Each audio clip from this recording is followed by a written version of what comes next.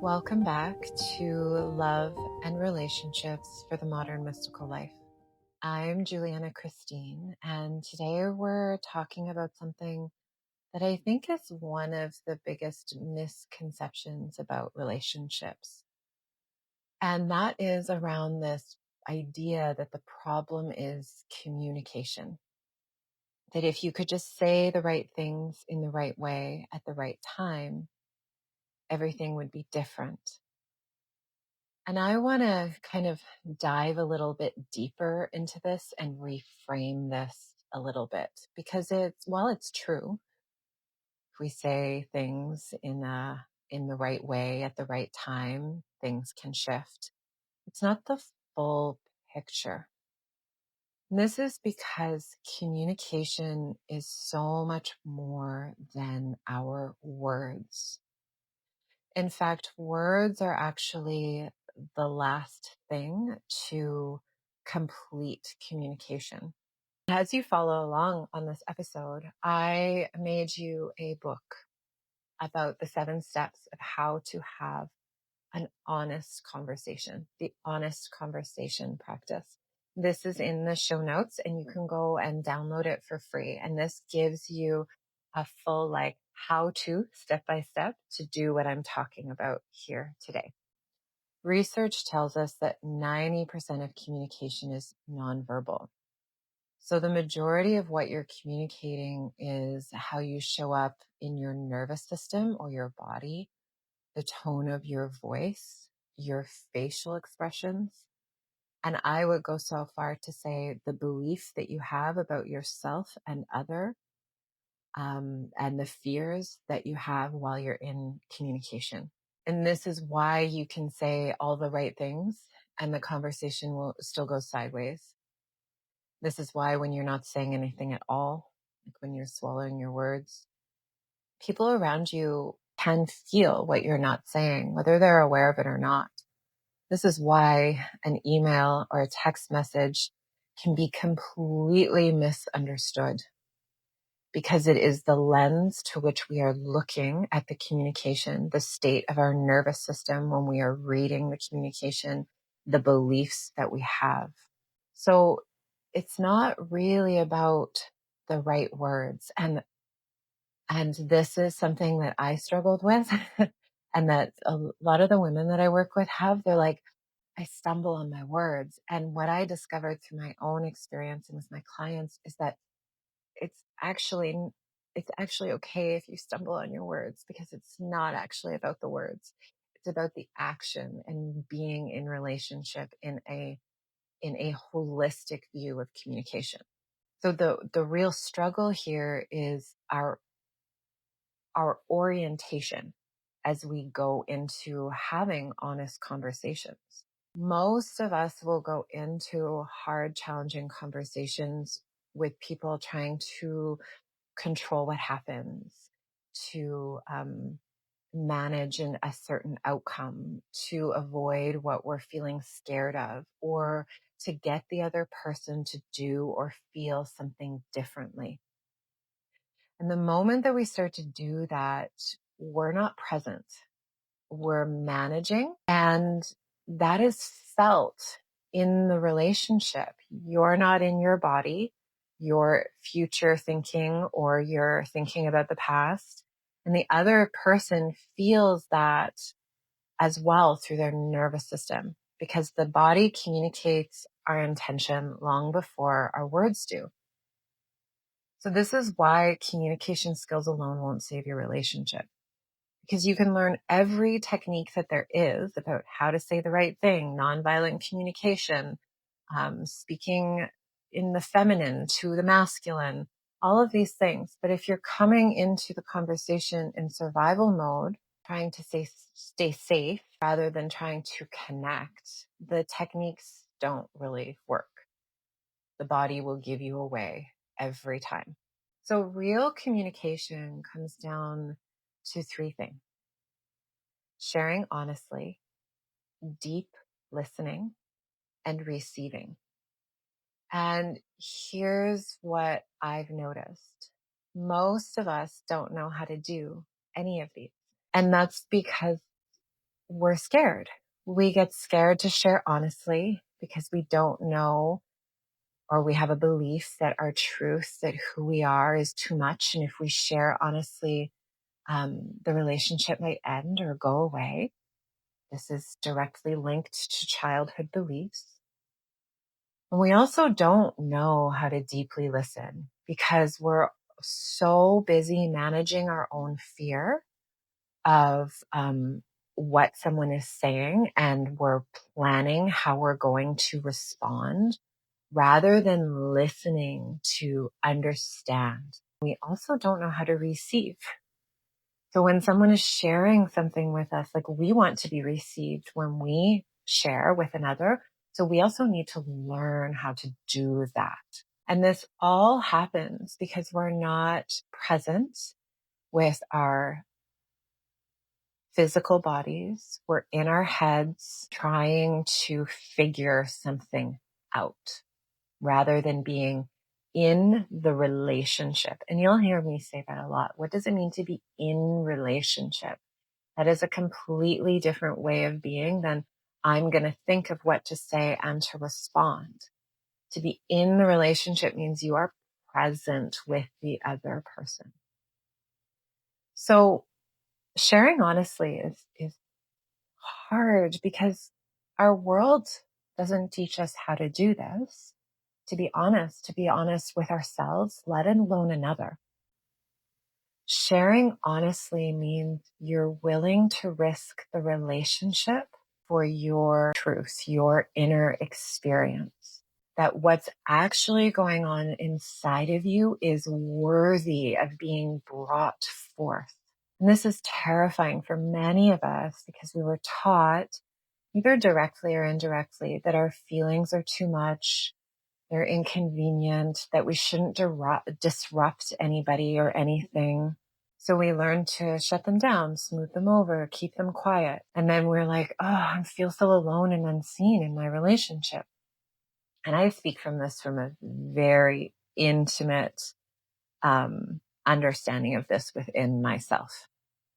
As we move through life, we are called to become more honest with ourselves and each other. And my journey just keeps getting deeper and deeper the more that I am committed to living in honesty with self and with other. So then when we move into deep listening, this is very different from this waiting to respond. This, you're listening to someone and they're telling you something and you're in your head planning how you're going to answer or how you're going to argue their point. Deep listening is a full body experience.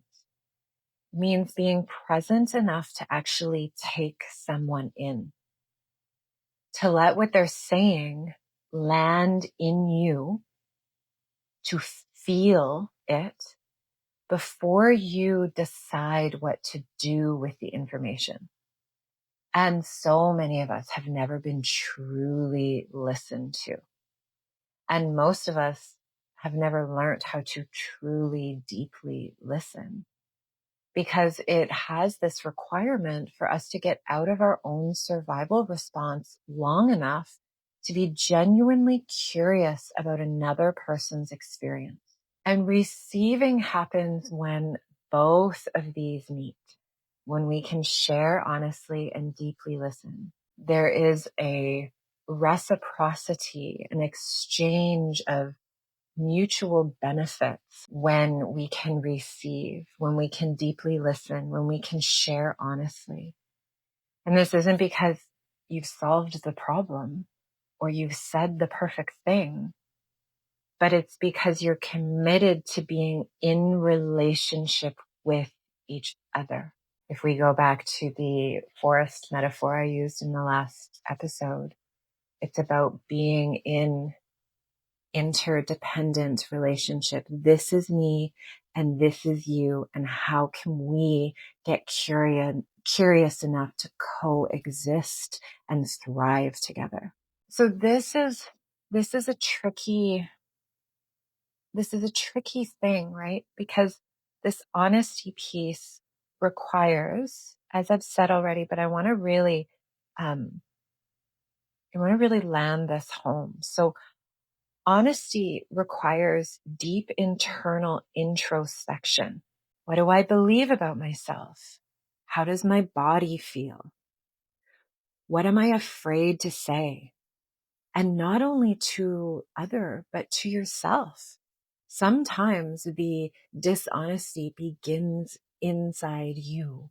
I get lots of lessons around this, and because we are constantly rediscovering who we are, right? We're always evolving.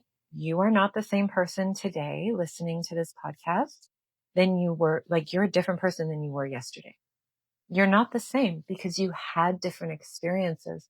But if we're not introspective in what those experiences were, and how they impacted us, we will not be able to bring that new honesty to ourselves and to others. This also requires having a level of connection to your voice, which is directly linked to your nervous system. All of this is about creating safety in the body. And in the booklet that you can find in the show notes, I really walk you through how to create safety in the body. And I cannot emphasize this enough, because your body biologically is wired to keep you alive. And the nervous system doesn't know the difference between real and perceived threat, which means that the real threat is death. Real threat is I'm going to get physically harmed, because that's our biology. Perceived threat is I feel really anxious because something might happen in this conversation that I can't predict, and I'm scared. So that's a perceived threat and a real threat. So the body doesn't know the difference between these two things. And it will respond as if there is a real threat. There is a bear that's going to chase me. So that can create fight, flight, freeze, fawning, which is people pleasing, or it can create like a dissociation, which is very similar to freezing, where we kind of check out, we go into our heads. It's a level of protection. I'm going to go into my head and strategize and not be in the discomfort of what it's like in my body.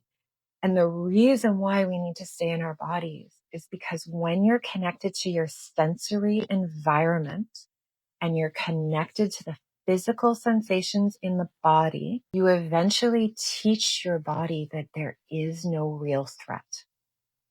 And so then these types of conversations can get easier. They have less activation. Your throat starts to open. Your voice starts to be able to move more easily.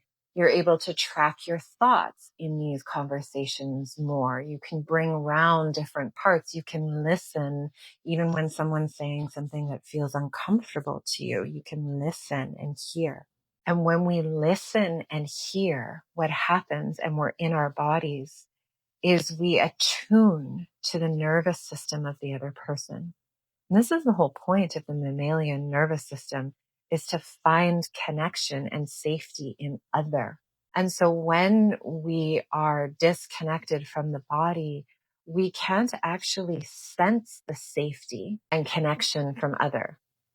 We might misread it because we're seeing it through the lens of there's an immediate danger and I'm in a fight, flight, freeze, fawning response. So when we can sit and regulate, I use that term lightly because it doesn't mean your body is not going to feel stress or fear. I had an intimate conversation the other night, and I could feel my heart rate beating a little bit. I could feel like butterflies in my stomach, but they don't take over because I have taught my body that when I am in these situations, that it can stay grounded and there is not actual threat. This is a practice, which is why I created the booklet for you. And I want to just share an example. And this is very early on in my inner exploration. When I was looking at old woundings from a child, when I was doing shadow work, when I was doing inner child work, And I discovered this belief that I had inside of me that my dad loved my brothers more than me. And when I discovered this, I realized how much it impacted me. Like I would go to my mom and dad's house and I would have this like unconscious belief running that my dad didn't really love me. And so I had to get really honest with myself, right? That this belief is here. And I had to move it through my own body. I had been doing nervous system and breath work at this point. So I knew how to sit with the discomfort, but it was still really uncomfortable because it was so young. That belief was so young.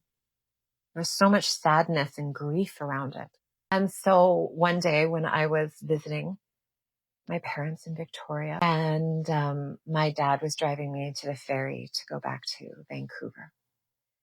And one of my favorite things to do with my dad is to drive with him because when he's driving, I have his full attention. And so I could feel, right? Like, so I know, and I know that when my dad is driving, he's actually deeply listening because he's focused on driving and he's with me. There's no other distraction. So I could feel that I needed to talk to my dad about this. And this was long before I had all of these steps laid out. I was messy and I was in my shit, basically. And so we're driving in the ferry and I am brooding. My dad always knows when I'm brooding, when I'm deep in thought, and he can read me like a book. And, he's like, Joel, what's wrong? What are you thinking about? And I burst into tears because I'd been holding it back. I burst into tears. I was so messy. And I said, Dad, I feel like you love the boys more than me. And it was so scary to be that honest with him. I was willing to risk upsetting my dad, the relationship, for my truth finally being spoken, for really checking this out with my father. And I remember exactly where we were in Victoria, what street we were on.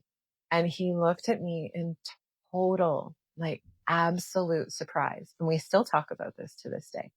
And he was like, Jewel, that's not true at all. He's like, I get to talk to you unlike any way that I talk to your brothers. And I love the way that we talk. And I remember being so shocked by his words, and they rattled me into truth. He was just like, the expression on his face was something that he had never even comprehended having that thought. And so I received, right? I deeply heard him, and then I received what he gave back to me. And this conversation was short. There were probably lots of tears. There's a little tears now as I'm having a little bit of tears now as I am recounting this story with you. But it changed my entire perspective in my relationship with my father. And that was not a communication technique. That was not saying it right. What it was me being connected to my body. It was me being honest with myself. And it was me being willing to share something very true and scary while knowing that he was present enough to really hear me. Now, as you can tell from my story, that's not perfect. I didn't have it all figured out before I shared. I was messy. I was crying. And this is what honest communication is. It lets people in. Sometimes my clients say, well, I don't know what to say. I don't quite have the words. And I'll ask, well, what are you feeling right now? And the woman across from me will say something like, well, I'm scared to share. And I don't know what to say. And my invitation is always, you start there. You start with that. I'm scared to share and I don't know what to say, but I'm going to try. That's honest communication. That is what lets people into your experience, into who you are at your core. And then you orient to what's actually going on inside of you. You're not trying to plan or strategize or fix. You're just being present with what is now. And so through all of my experiences, I then created the honest conversation practice, which is this guide to walk you through what it actually looks like to prepare for and have these kinds of honest conversations. It's not a script.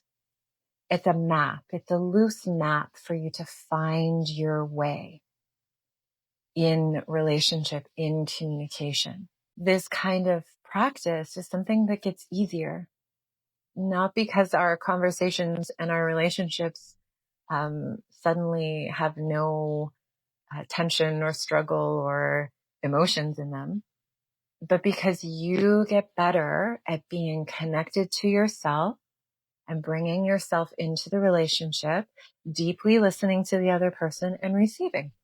You get better at it. This is a skill you can learn. So you can go and download this in the show notes. And then your invitation this week is really simple. Just identify a conversation you've been avoiding with someone or something you haven't said to someone. You don't have to say the thing yet. Just notice it and then get curious. What are you actually afraid of is going to happen if you name the thing? What's the deeper fear, right? We can say that they'll get upset, but then ask, well, what else am I afraid of? What do I believe is going to happen if they get upset?